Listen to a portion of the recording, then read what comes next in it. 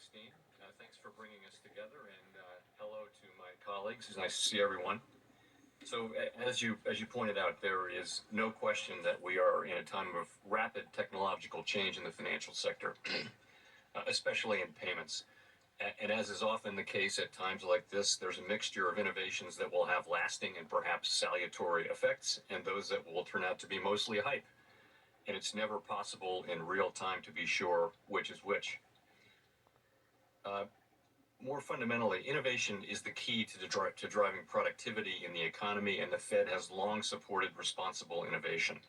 Novel technologies like distributed ledger and decentralized finance have the potential to increase the efficiency of the payment system and encourage a more competitive financial landscape.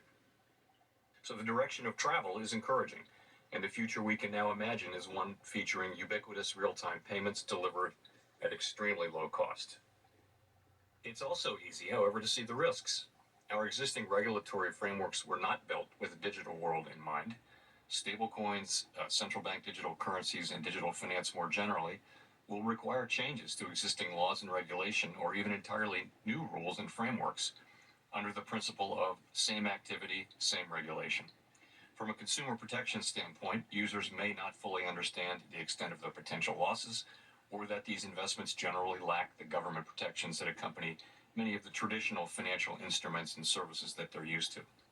There are also are potential financial stability concerns for some products. In particular, we don't know how some digital products will behave in times of market stress, which could lead to large destabilizing flows, nor do we know how stresses in crypto markets could potentially spill over into the traditional financial system. Moreover, crypto assets have been used in some cases to facilitate illicit activity, and we need to prevent this so that the innovations that do survive and do attract broad adoption are those that provide value over time for legal use cases. All of these innovations have made central bankers think critically about the intersection of money, payments, and technology, and about the role of central banks in the economy. And that is why we at the Fed recently issued a discussion paper on the future of money and payments.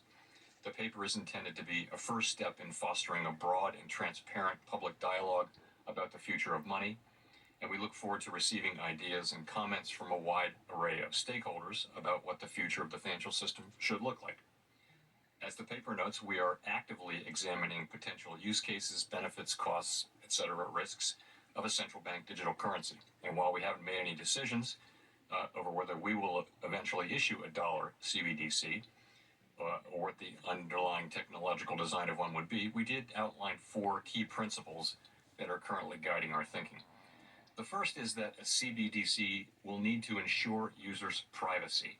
So we're researching technological and policy options for a robust privacy framework.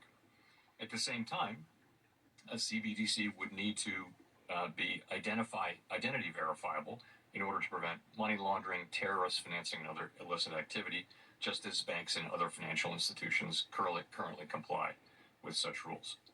We also foresee a CBDC in the United States being intermediated so that it can leverage the private sector's ability to innovate as well as the private sector's existing privacy, identity management, and AML frameworks. An intermediated CBDC would also lessen financial stability risks that could arise from disintermediation of private sector providers, where financial services also provided by the government.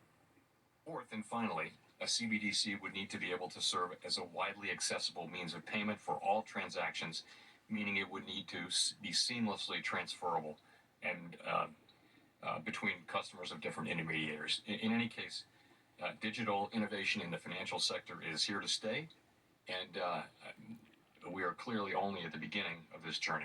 Thanks.